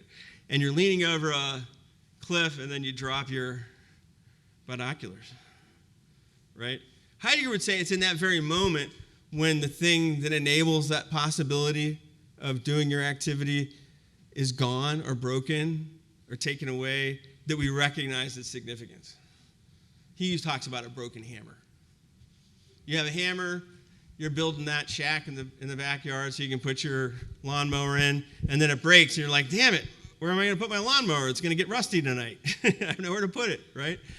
It's in those moments where things break down that we recognize how they matter. Most of the time, we don't recognize it because we're just caught up in them, right? We're caught up in the they. I don't know, this is what you do. This is how you hammer. I don't know. But the hammer breaks, and then we go, wow, this thing really matters for the projects that I care about. Now, so far, this might seem like very esoteric theory, but maybe you're starting to see where I'm going with this. Death, suffering, those are the broken hammers of our lives. You have a project, you're an athlete, and you break your leg. Is that just a mechanical problem? It is. I mean, you wouldn't be wrong if you said it's a mechanical problem. You can certainly fix it mechanically, with a good doctor. But it's not a mechanical problem. It's an existential problem for the athlete because they can't compete, and that's what athletes do. So the illness, the sickness, is not about a broken body. It's because the broken body mediates a world within which that person's projects are at stake and matter. Okay. So, third, talk and language. Okay? Discourse is a word that gets translated. I just talked to one of my former professors who speaks German, and she says that's a terrible translation. And then talk, just say idle talk and just regular talk or something like that. But anyway, Heidegger says that there's an inauthentic mode of talking where we just talk in cliches. We don't really know what we're saying. We're just repeating what you think you're supposed to say. And that's how we talk most of the time.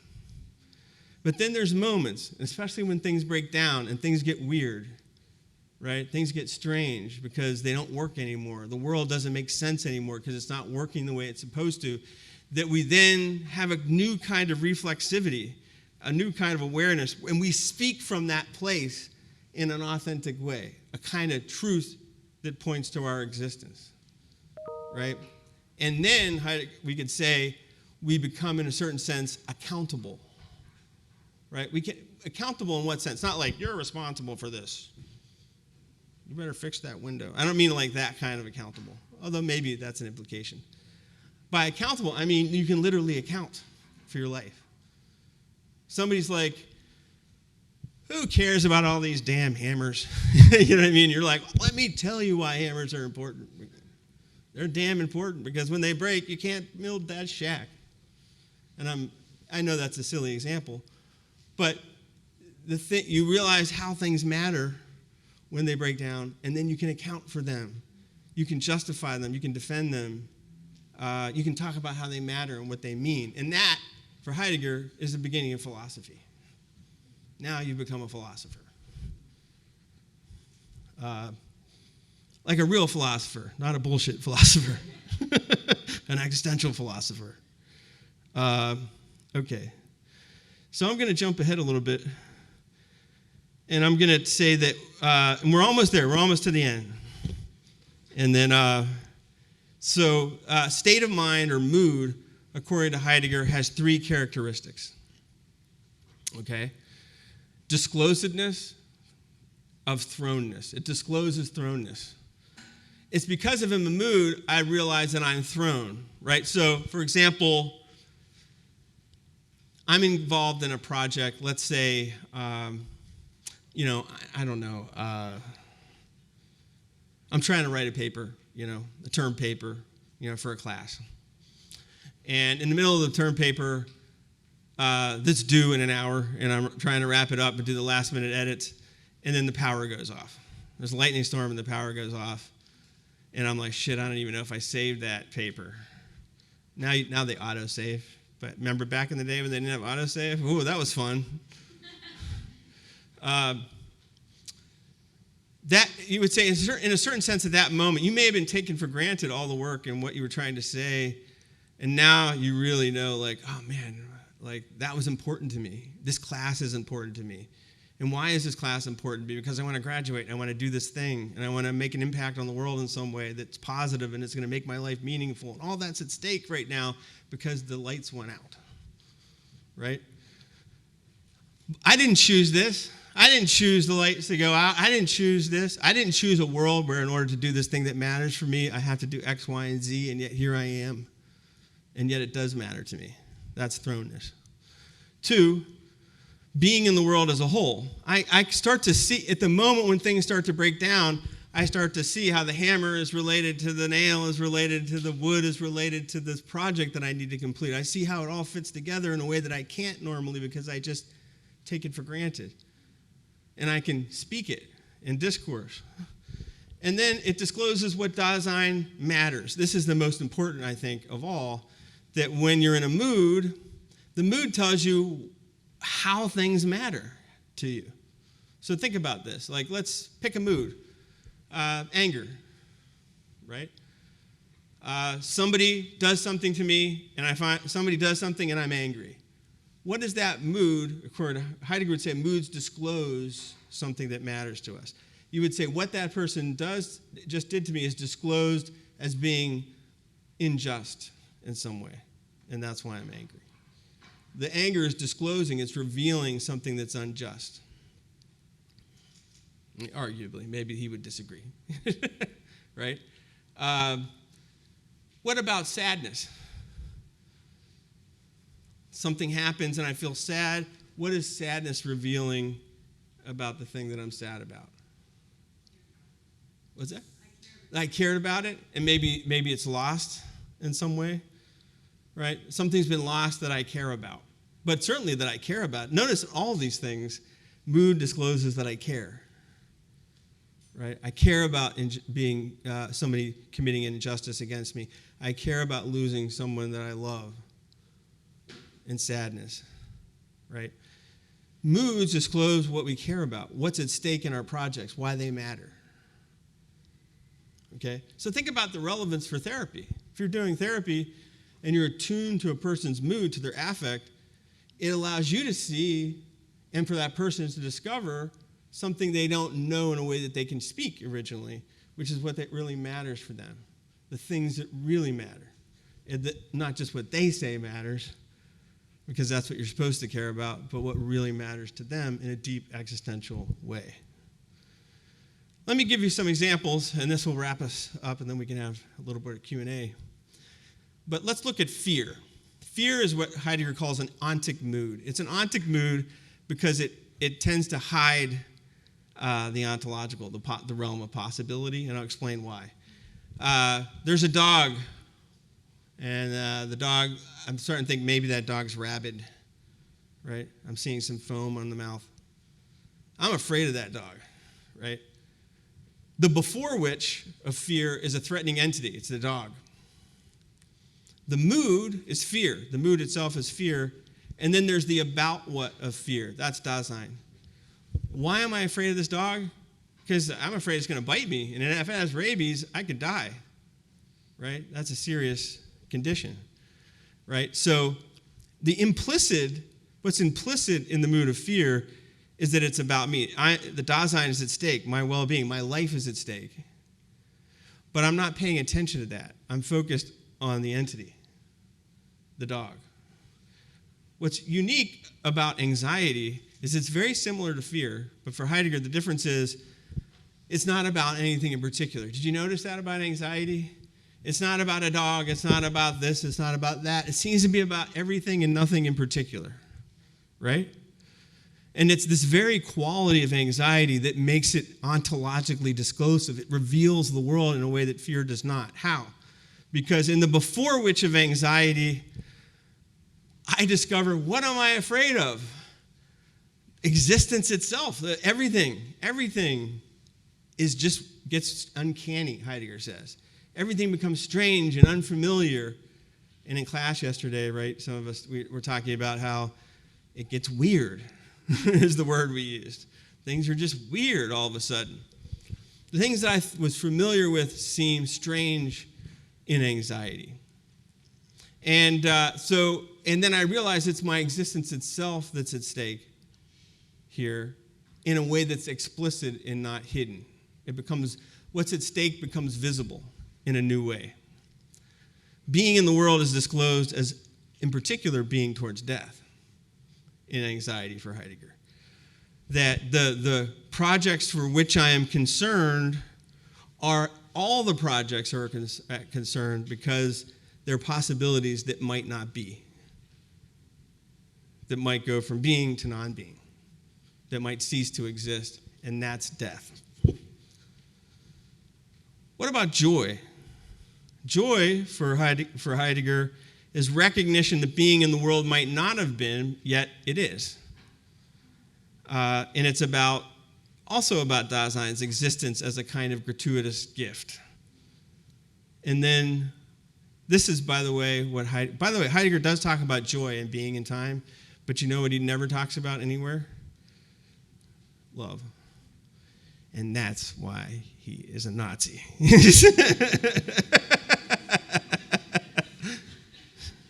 Seriously. Nazis are not known for their loving qualities. Right? I mean, it's kind of silly, but it's true. So Heidegger doesn't talk about this, but let's think about it. What would ontological love be? What would be a kind of way that love can tune us in to what matters in existence? Well, that which is before us in love, is other Dasein. And Emmanuel Levinas, the survivor, he himself was a survivor of a concentration camp in France, a Jew himself. He says that it's in love that we really get disclosed. What's disclosed to us is the face of the other, the radical other, who calls us into an ethical relation, a relation of obligation to that other person. I would say that's a good way of understanding what love is. Agapic love in particular, not like eros, like sexual love, but like agapic love. In the about which, what is that about? It's the other's existence is also at stake, and that their vulnerability is disclosed through being toward death. When I become aware of being toward death in love, I become aware of the other person's fragility, the other person's vulnerability to death. I'm no longer just preoccupied with the possibility of my death, but the possibility of the deaths of others.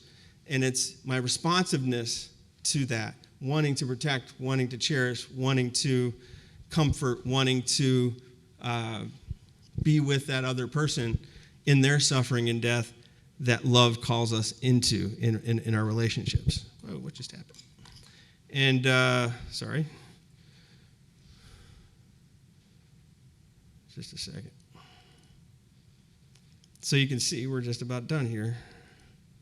So what are the implications for existential therapy here? Does anybody know how to do this, to get this back up? Oh, you can see it? Okay, I just did something weird on my screen. All right. What are the implications for existential therapy for cancer patients? It's a mistake to think of death as like an actual event. That's ontic conceptualization of death. I'm not afraid of like the moment of death.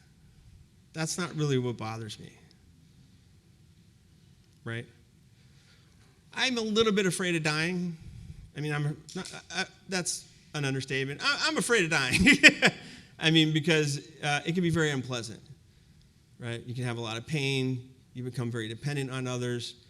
You know, it can be humiliating, you know, because, you know, you can't function, you know. Suddenly the things you normally could do, you can't do. That's upsetting, but that's not death. I mean, life is all those things. You know, we're dependent on others, and it can be humiliating. You know, so dying isn't that different than other experiences. I kind of know what that's like. But something that is really what we really need to be focusing on in therapy is death in another sense, the sense that we talked about earlier. Your name, sir? David, David mentioned, which is this sense in which we're dying all the time, right? This death in which, because death is when the projects, the being in the world that matter to us, the relationships that matter to us, the projects that matter to us, that give our lives meaning, are at stake because they will be lost. Because the things we tried to manifest are gone. They're no longer able to manifest, right? So what's at stake? It's not the event of dying. We have to help the person then to explore the understanding of what are their possibilities for being in the world that matter to them as a person. That's what we need to be exploring with them. What's at stake in your death? Caring for your children, finishing a project, gardening, completing your college degree, visiting Paris, etc. Derek, when I gave this lecture at the Finkelhor, he bought me a Eiffel Tower because I said I'm never going to get to Paris because I'm going to die before I get there. And so thank you for that. That was a beautiful gesture. So now I have the Eiffel Tower in my office. Explore how the person's ontological moods disclose how these possibilities matter and what's at stake in them. And then through psychotherapeutic dialogue, explore the client's implicit understanding and mood and how and help make it explicit within discourse, within talk, in a way that becomes explicit, and therefore they can account for the world and how it matters to them. The person becomes able to provide an account of what possibilities matter to them, what's at stake, and that serves to inform their decisions and actions. And then one last slide. How do we work with ontological death through ontological moves? Turning toward rather than avoiding anxiety. When a client is evading anxiety, we move them towards it rather than away from it. Why? Because with existential courage, we can stay with the uncanny discomfort of recognizing our own being as a being toward death, stay with death as a loss of possibilities, rather than attempting to comprehend it or handle it as if it were a thing or event to be manipulated or controlled. And then we can engage with our ontological guilt. We can mourn the potential loss of possibilities for being in the world. We have to process anticipatory grief. This is the hardest thing about terminal illness. Everybody I know, at the same time they see me, they know that I'm imminently dying. And they're already mourning my death, but I'm still alive. That's a very strange thing. And I'm mourning myself, which is weird, if you think about it, because I'm not dead yet. Right? This takes work, psychological, spiritual work, to work through this anticipatory grief and to come to a place of peace. And then celebrate life through ontological joy. Appreciate the possibilities one has, rather than focusing only on the possibilities that will be lost. It's easy to get preoccupied with all the things you can't do. But what I find is I get up every day and I think about all the things I can do today. Like I got to do this lecture and you all came, and that was, thank you. And this is very meaningful to me, and I hope it is for you too. And then being enriched by ontological love. We can use our possibilities that remain to nurture our relationships with others. We can repair ruptures. We can cherish moments of encounter and intimacy with others, and work to complete generative projects, giving back, leaving a legacy in some way. Those are all ways that we can leave love behind, as we exit this life. Now, I say all this under the aegis of this is how you help people who are dying of cancer, but it's a little bit of a head fake, because it's actually something you can do to help anybody, because we're all dying, and we're all eventually going to die. And so all these principles apply. In fact, I'm kind of lucky. I know this sounds weird, but I'm kind of lucky because a lot of people just die. My grandfather, on my dad's side, he had a massive cardiac arrest, and he died, and nobody had a chance to say goodbye. That was really tough for the whole family, right? And in many cases, there was a lot of unresolved stuff that got left behind, and I really wish that there was an opportunity for those things to have been resolved prior to his death, for his sake and for the sake of others in the family. But I got time. I don't know, maybe today's going to be my day, but today, I don't know if it's going to be my day. I'm going to try to work on nurturing those relationships that I have, and when they're going south, try to rectify them, right the ship, heal them, nurture them, so that when I die, I don't leave behind, that pain, that I leave behind peace and healing. And then I realized, I can offer you something who aren't facing a terminal illness. You can look in the mirror today and you can say, guess what? Today could be your day too. And think about all those people that you haven't made peace with. Think about all those projects that you've been putting off. Think about what really matters to you, and are you really prioritizing that? Or are you taking things that are really superficial and you making that the priority?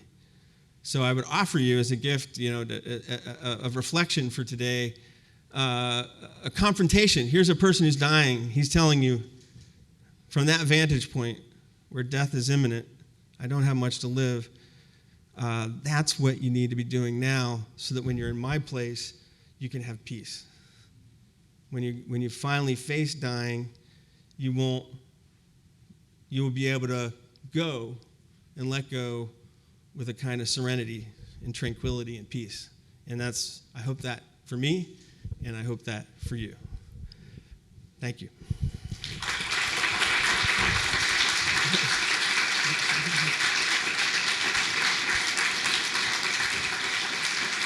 Thank you. Thank you.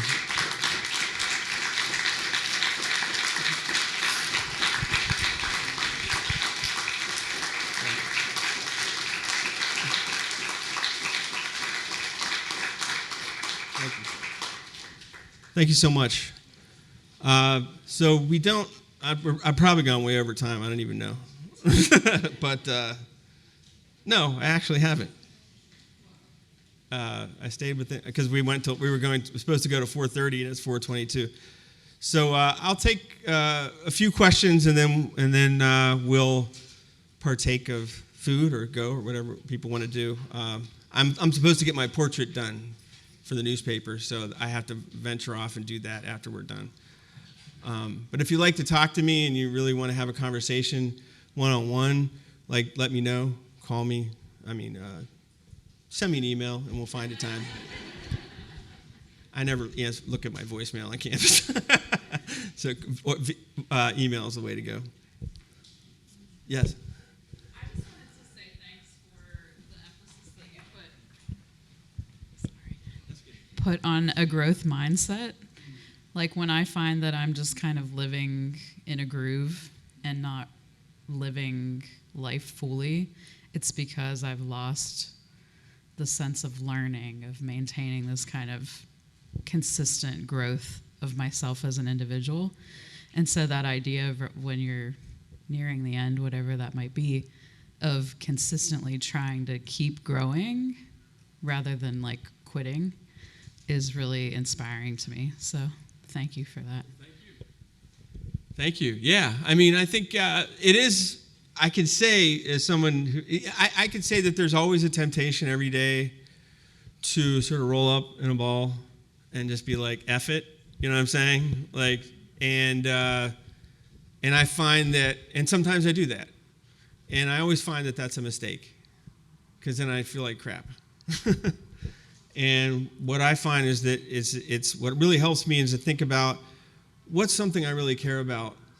And how can I connect to that? How can I do something with that? Even if it's like getting on Zoom with a friend and just connecting with them if I'm really fatigued and can't get my butt off the couch. Or maybe it's just taking a walk, in the fresh air of Green Tree Park next to the highway, right? Or wherever, like little things like that. Or like it just, all of a sudden I feel like 20 pounds lighter all of a sudden, and I think that's generalizable, right? It's not just because for people who are dying, just find something you can connect with that's meaningful and just do it, and the joy will come. You gotta have faith that the joy will come. Thank you. Hands? Questions? Thoughts? Yeah.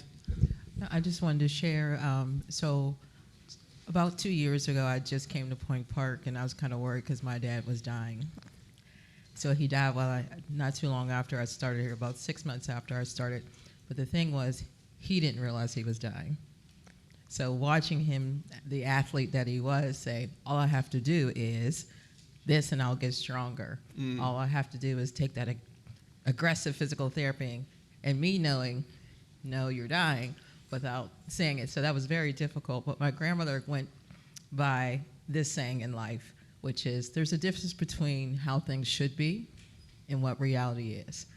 How things should be, we should be able to love whoever, our family members for the rest of our lives and continue on and on forever if we could. But reality is that we have to die. So live your life in a meaningful way so that all those experiences and the joys and the suffering, whatever it may be, learn something from them. And then she ended it by, just make sure you give me my flowers now and not wait until I'm dead. Yeah, I love that. Yeah, soon after I got my diagnosis, I called my friend who is the editor of Journal of Humanistic Psychology, and I broke the news to her, and partly because she's my friend, but then I also said, can you do a special issue on my life's work? Because I want to be eulogized before I die instead of afterwards. And she was like, of course we can do that. And so now it's been wonderful because I wasn't sure if I would live to see it. But at this point, I think most of the articles have been submitted, and I'm reading all these beautiful articles written on my work by my friends and colleagues. And it's like I've really cherished that, to say the least. And then I was able to go to the American Psychological Association, and they did somebody did a special panel on me, and all my friends got up and talked about my work and how it impacted them. You know what I mean? So don't wait till people are dead to celebrate them. Think about, I'm so thankful in a way that before my dad got that neurological disease, there was something that, it was an intuition that I had, because he lived in Florida and I only got to see him, like a few times a year.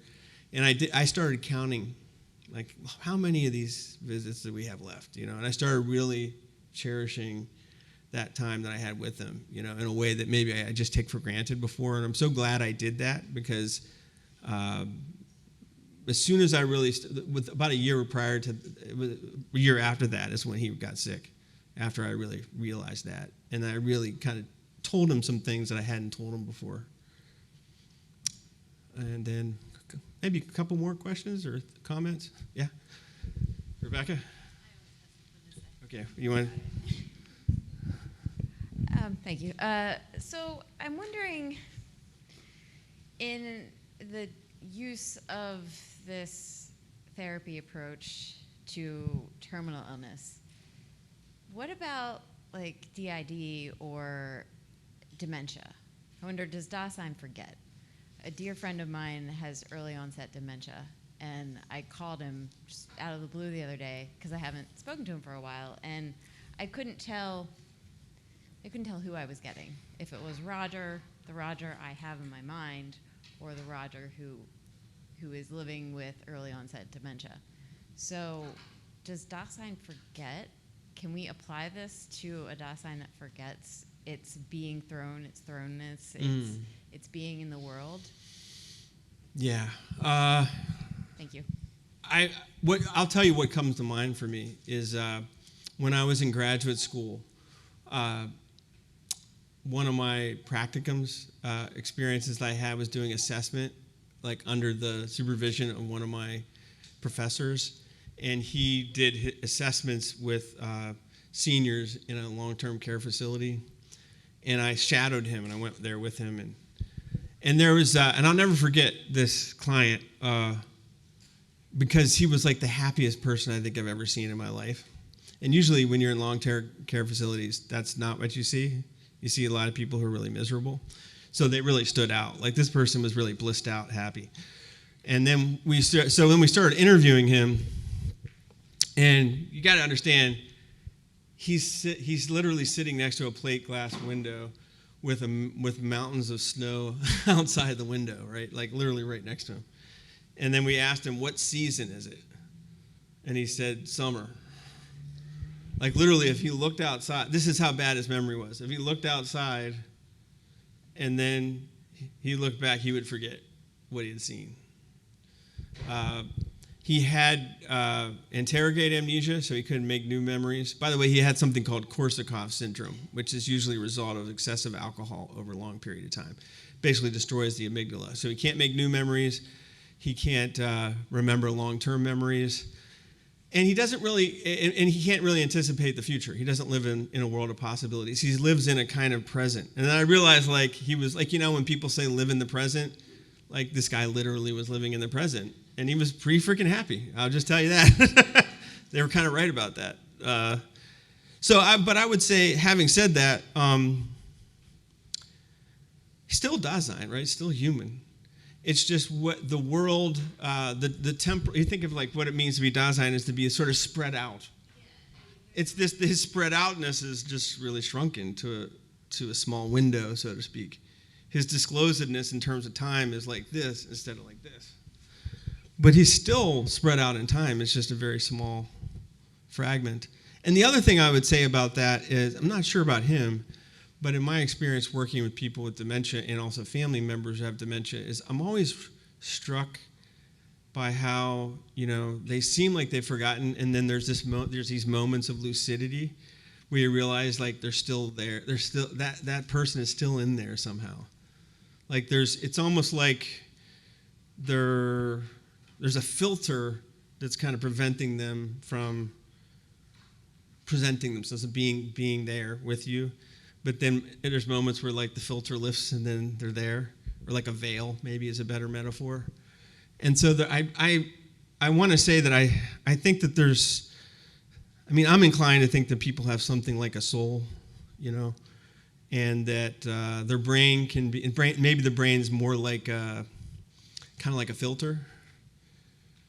Aldous Huxley talks about this, by the way. You like the band The Doors?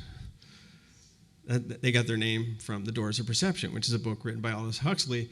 And in that book, The Doors of Perception, he basically says the brain is basically, it channels, a kind of spiritual force and actually limits it, filters it.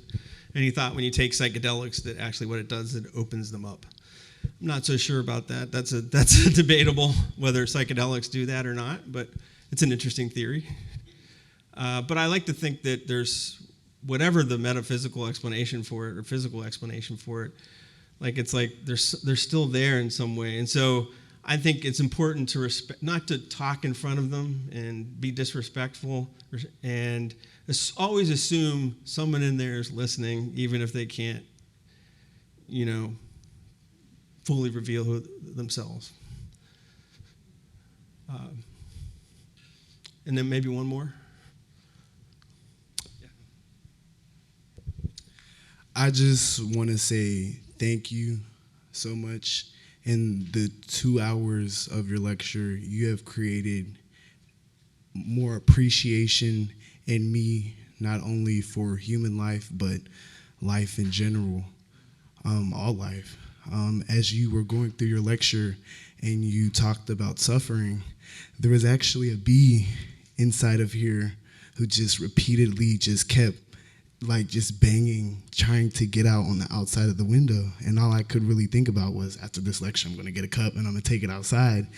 And then as I look over, it's just being stepped on. And before today, I never cared enough about an insect like I did right in that moment.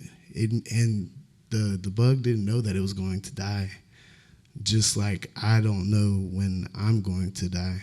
And after today, I'll never wake up and unappreciate my first breath that I take. And I thank you for that. Thank you. I'm glad that you were touched today. Yeah. I will speak to that in that it's another reason to meditate on death, right? Is that when we meditate on death, I find that not only do I think about what really matters to me, but what it really puts me deeply in touch with. And anybody who's been my student will know that there's two things I talk about all the time, and it's death and love. And to me, those seem like very different things, but they're not. And you just beautifully illustrated that, right? As soon as we get in touch with our own mortality and the limit and the fragility of human existence, it's like the next thing, if you're really in touch with it, if you're not a Nazi, because you have to numb yourself to be, to hate. You have to lose something in yourself to become that hateful. But when your heart softens, and as you're confronting mortality, it brings love into the world, right? Because you just see everybody else, they're just fragile like me, and you want to just protect people, right, from that fragility. And that gives you meaning. It gives you a project. It gives you something to do with your life, And I hope that it would be like the greatest blessing for me if these 2 hours that you spent for me in some way brought more love into your life and to the people in your life, and I want to thank you so much for sharing that. Yeah. So thank you all for coming.